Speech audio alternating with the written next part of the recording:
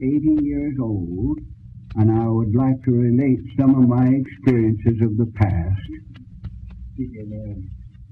I go like this. Okay. I am Orlando Barrus, living in Logan, Utah. The date is January the 8th, 1951. I have reached the age of 80 years in sound health and would like to relate some of my past experiences for my children and my grandchildren. I always had a desire to fulfill a mission, so at the age of 23, I accepted a call to a mission in Samoa. My father took me to the Salt Lake City in a light wagon, where I took the train for San Francisco, for this was the port from which we were to set sail on the 18th of August. Just before arriving at San Francisco, I turned to the north and visited my dear old grandmother, Elvira Fair Steele Dickey, whom I had never seen before, nor had any of our family seen her, not even my mother, at least since she was about 4 years of age, at which time she had married Mr. Dickey after being divorced from my grandfather, Samuel Steele. At Mount Pisgah, Iowa, Mr. Dickey and grandmother went to California in 1849 to make his fortune in the gold fields of that region and left my mother, Lavinia Ann Steele, and Albert Steele, about 4 and 2 years of age, respectively, and went to California where to grandmother, and grandmother had two children. Sebastian had 6 children. Sebastian, Horace, Laura, Belle, and Nettie, and Mrs. Barty, all of whom I met at Napa and at Foss Valley. Grandmother was a beautiful woman, for all the world like my own mother. She was suffering from deafness, however, and I had to communicate with her by writing my questions, and she could talk and answer me, and I finally succeeded in making her hear, and we conversed for many hours on the incidents of the past, mostly. I asked her if she was a Mormon, and she said yes, that she always had been and always would be. I asked her if she wanted to be sealed to Grandpa Steele, and she said that would be all right if we wanted to have it done when she was dead, and my father and mother had it attended to when I returned from my mission. Grandmother gave me a record of the fairs containing over 20,000 names of our ancestors, the fairs, most of which we have worked for in the temple during their baptisms, endowments, and sealings. On the 18th of August, we set sail for the South Sea Islands. I say we, as there were about 12 elders going to these islands and the Australia, and after being rocked in the cradle of the deep for 1 week, we landed in Honolulu. Kanaka boys swam far out into the harbor to meet us and would dive and get the nickels and dimes thrown overboard by the passengers for that purpose. And seldom indeed would they fail to fetch back a coin that was dropped into the water. The harbor was from 50 to 100 feet deep, but they would overtake and catch the coin before it reached the bottom, all of which seemed marvelous to us. After 9 hours in Sandwich Islands, we again set sail for Samoa, and after sailing one more week, landed in Whangalii, headquarters for the elders of Samoa. We crossed the equator and gained one day, which we lost, however, on our return 3.5 years later. And I see President George Browning now, who, with Thomas Hilton and Elder Stevenson, came rowing a boat out to meet the steamer 9 miles, a mile out to sea, and bring me to Whangalii, for the steamer could not approach the shore any nearer, as this was a bad harbor, and here they cast anchor near Apia. I was the only elder to get off at Samoa. As the other elders continued on to New Zealand and to Australia. Elder Browning had a long red beard. In fact, all the elders wore beards of some sort, as the natives thought a beard made a man, while those who could raise none were called tamas, or boys. The elders wore white suits and white hats, all of which made them look very picturesque indeed. The island was a bright green in the blue ocean and was beautiful in the extreme. President Browning set me to painting the mission house and the church. This has required 2 or 3 months' time, during which I never learned enough of the language to ask for a drink of water, hardly, or a morsel of food when in need, except by motions or gestures. Nearly 3 months after arriving on these beautiful Emerald Islands, I was sent to Tutuila and appointed to labor with Elder Frank Van Cott, an elder who had been in the mission more than 2 years and who spoke the language fluently. Just a few days later, Elder Van Cott held a testimony meeting in Pongo, which was attended by about 30 natives. I can see them now, each one seated on a mat, cross-legged on the floor, for they don't use any benches or chairs. Elder Van Cott arose and said something to the congregation which I did not understand, for, of course, he spoke in the Samoan tongue. Since none of them could talk English, the natives started to getting up and bearing testimony to, I suppose this was what he told them to do.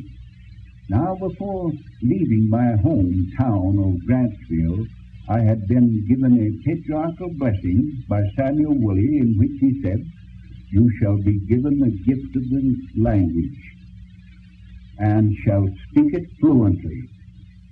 Then, when upon arriving in Salt Lake City, Apostle Heber J. Grant, who now stands at the head of the church, set me apart, and he said, among other things, "You shall go in peace and return in safety, and you shall be given the gift of the language, and shall speak it fluently," and so forth, as a new writer. Now it seemed that this promise was about to be fulfilled, for I was so filled with the Spirit of the Lord that I could not keep my seat, and after 30 minutes or so of listening to the natives, I could keep my seat no longer, for it seemed like someone had me by the hair of the head and was pulling me to my feet, whereupon I commenced talking to the natives in their own tongue, much to the surprise of everyone, and especially myself, for up to this time I had not understood what any of them had said. The first words given me were from Revelation 14th chapter and 6th verse. "And I saw another angel fly in the midst of heaven," and so forth. But it was given unto me in the Samoan tongue as follows: "Na awe lo ho ilitase angelo, Lele, ili taulo toa inga lelongi, ya te le tala le fa ababao. E polo polato ye no nofu ili lalongi. Atu nuku mai toa hinga mangangane esi. E fa api ato malale teli.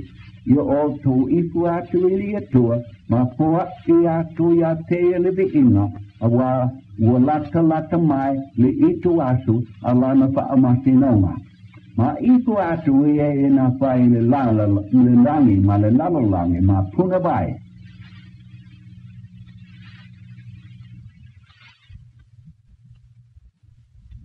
After quoting this, I continued talking in their language, saying, "This angel has come to earth and visited a boy named Joseph Smith and restored the everlasting gospel, and I have come down here 5,000 miles to tell you of it," and so forth.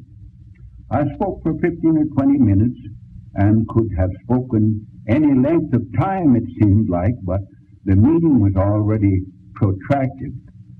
When I took my seat, Elder Van Cotter rose and said, "Elder Barrus has spoken in tongues. This is the same gift that was enjoyed on the day of Pentecost when Peter arose and spoke, and the multitude all understood in their own language." Now the peculiar thing was that I could understand him now, and I could not understand what he said in the testimony in the beginning of the meeting when he made his first speech. At the close of the meeting, the natives came and told me I talked the language like they did. And I thanked them and talked to them off and on from that time until the close of my mission 3.5 years later, being able to read it and write it and speak it, the language. The next Sunday, I occupied all the time in the sacrament meeting, speaking the Samoan language, and the day following this testimony meeting, Mamona came from Alao to see if what he had heard was true, that is, that I had received the gift of the language. He came and asked me if the thief that hung upon the cross with Christ was saved without baptism, when Jesus said to him, "This day shalt thou be with me in paradise," and so forth. I said, "No, for paradise is not heaven, but the spirit world, and the thief was with Jesus that day in the spirit world, while his body was lying in the tomb." 3 divisions after that, he said, "Touch me not, for I have not yet ascended unto my Father in heaven," and so forth. Now all of this talk with Mamona was in Samoan, of course, for he knew no English. And he finally said, "Ulele, o malamalama." That's good enough, I understand.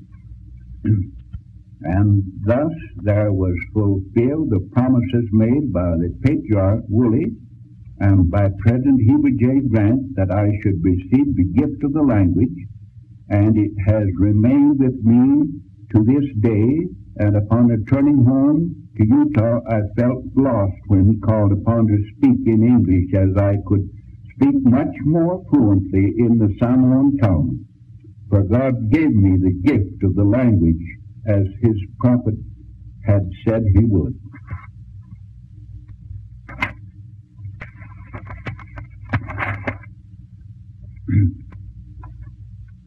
Having an appointment to hold a meeting on Aonu'u, an island 2 miles distant from Tutuila, with Gacy and another native, I went to the settlement near Aoasi and tried to get a boat to make the trip in, but none could be found. So we started out in a canoe, each of us being provided with a large paddle or oar with which to paddle the boat along.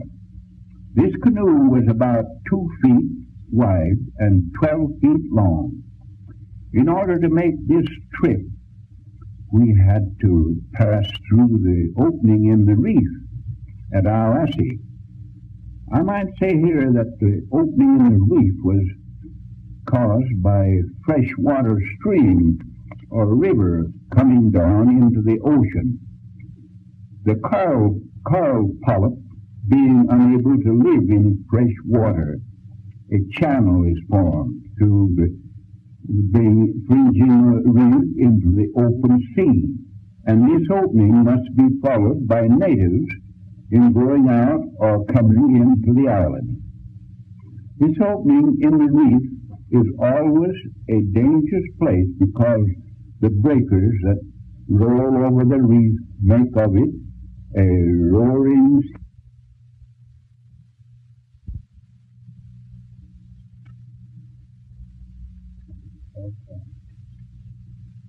I was informed by the natives that we must hit the breakers exactly in the middle at right angles as it came roaring toward us, for if we did not, we would be capsized. When in the worst part of the passageway we failed to do this, our canoe was sent rolling over and over before the huge breaker, and the boys said to me, "Pipi iliva'a, Missipaloosa, pipi iliva'a." Hang to the boat, Elder Barrus.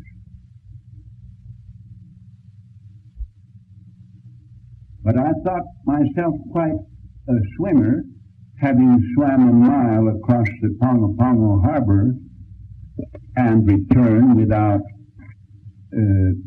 touching land, so I ignored their instruction and set out for the shore about a fourth of a mile distant.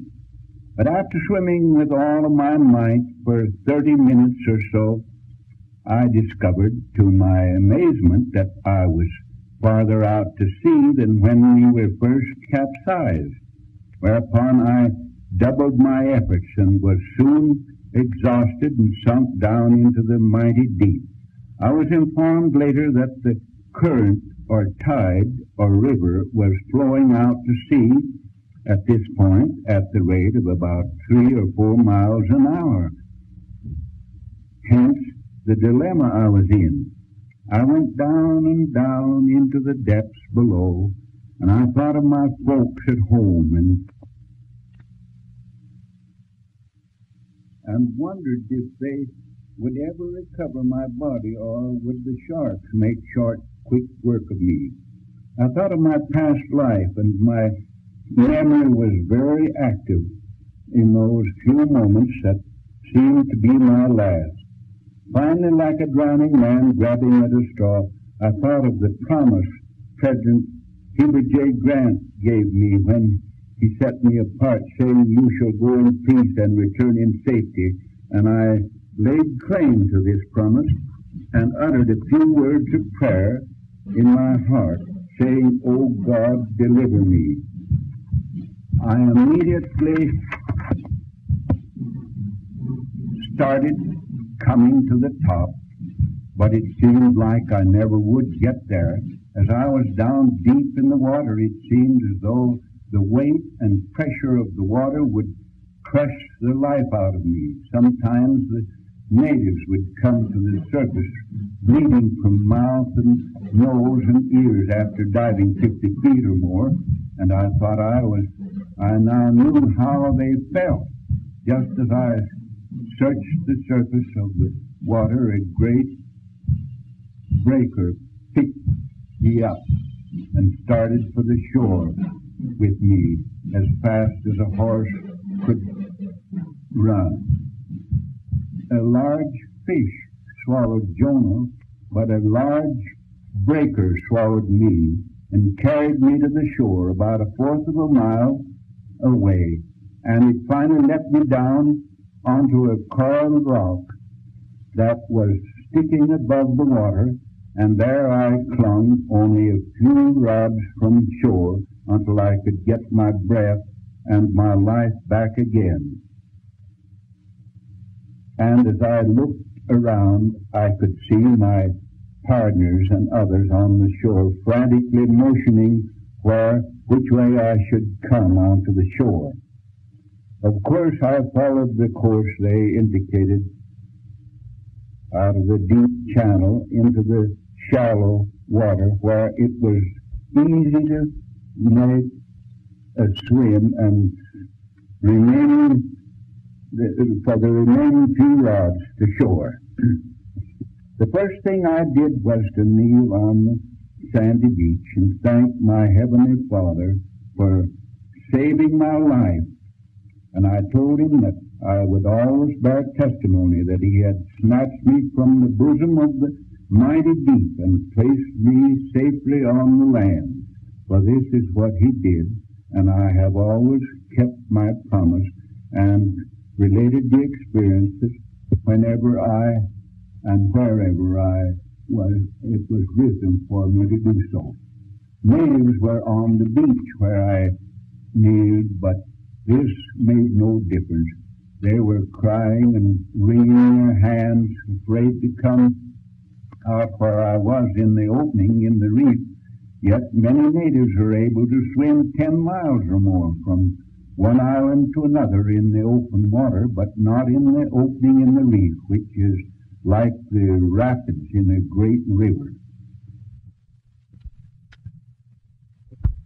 The next day, natives brought my hat and oar, which they found several miles down the beach, the tide having brought them in. Tied the boat as shoes when taking passage in a canoe, so we could swim if we had to. Natives never wear shoes, so they have none to remove. My Bible and hymn book were saved also in this manner, for my gripsack was tied also to the canoe. The two natives had clung to the boat until far out to sea, and then they had righted the boat and dipped the water out with a shell cup that was tied to the boat, and had returned to shore long before I did. I don't know how long I was in the water, but it seemed like hours, and I know that God spared my life. I promised and provided a great breaker to bring me to the shore, for it seemed to form farther out to sea than the others had been forming.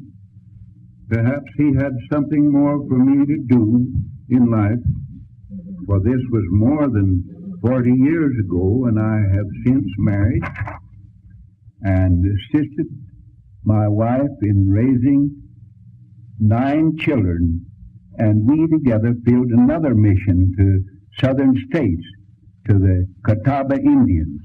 I have also served about 12 years as bishop and worked as a worker and officiator more than 20 years in the Logan Temple, and my mission on earth is not ended yet.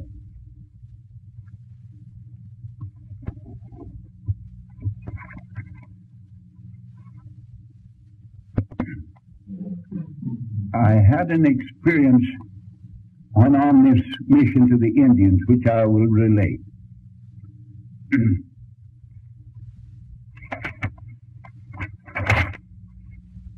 While laboring in South Carolina in the Catawba Indian Nation, having 5 children to support and provide food for, I took my oldest son, Clark, who was 8 years old, and some tracks, and went 6 or 7 miles out into the country where we had heard a Jersey cow was for sale, and after paying the man the price he asked for the cow, we started for home.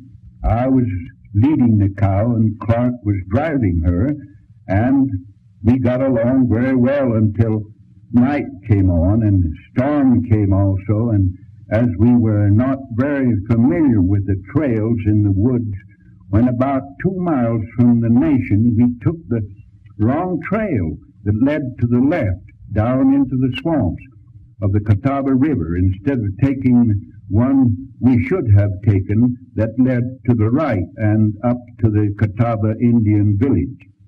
Presently we found ourselves in the dismal swamps, mired down, and The darkness of the night and the rain that was falling made the situation almost unbearable.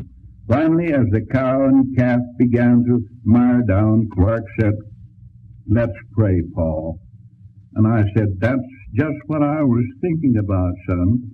So we kneeled down on the swamp and each took turns supplicating our Heavenly Father to lead us up out of the Badlands and into the village. Almost before we arose from our knees, we heard a voice crying out, "Elder Barrus!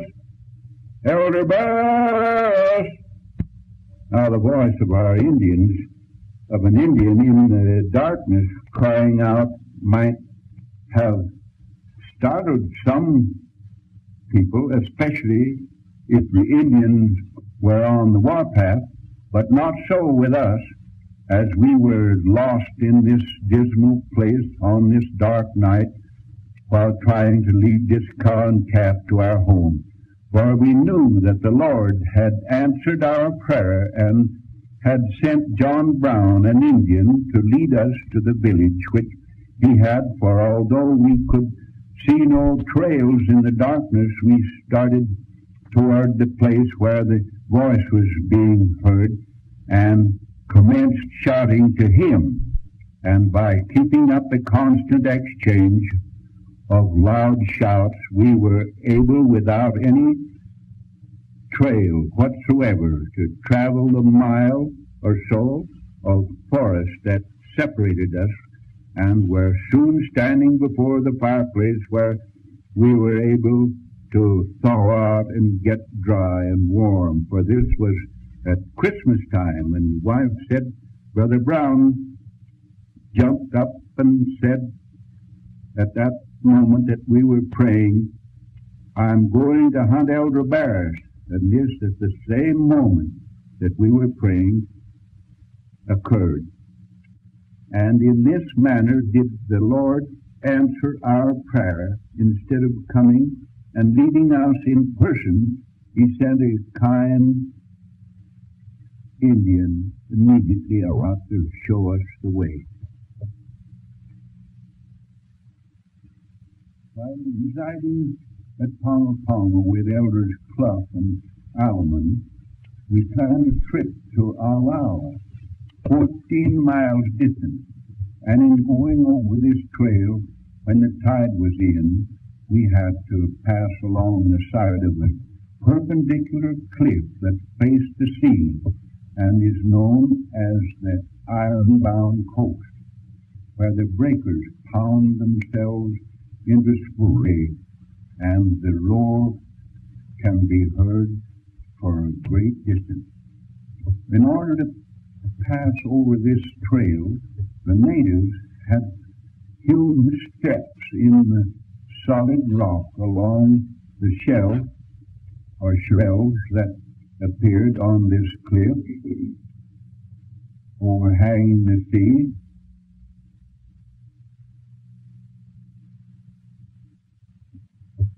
I selected a cane to assist me on this occasion, and in easing myself down onto the next shelf or step, I threw some weight onto the cane, whereupon it broke, precipitating me head first into the bottom of the sea 16 feet below. Great boulders were peeping out of the water, and upon one of these I landed.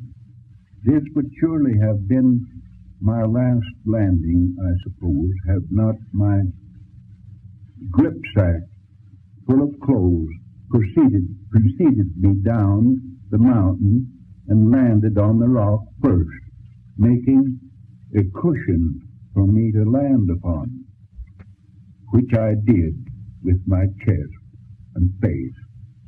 I escaped with a deep cut in my chin and with 2 very badly sprained wrists. My companions hurried to a place where they could scamper down the mountain, and as they did so, Elder Clough cried out, "My Lord, my God, he is dead," as words to that effect. And they too administered to me, rebuking the effects of the fall, whereupon I rose and continued my journey to our life.